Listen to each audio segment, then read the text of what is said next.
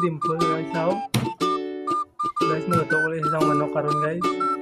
Kumbay aos lang ano guys, wala loya kay mahal ka guys.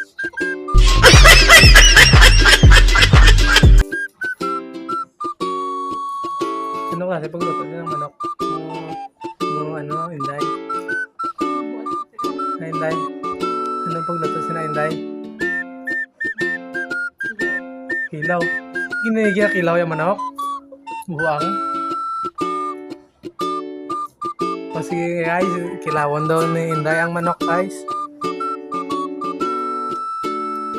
Kilawan mo manok guys.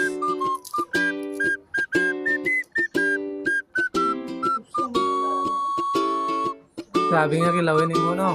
Kaya oyster sauce.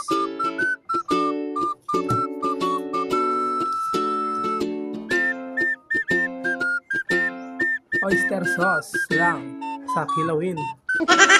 Isa lang. So guys, karon ako nakakabati isang kilawon ng manok.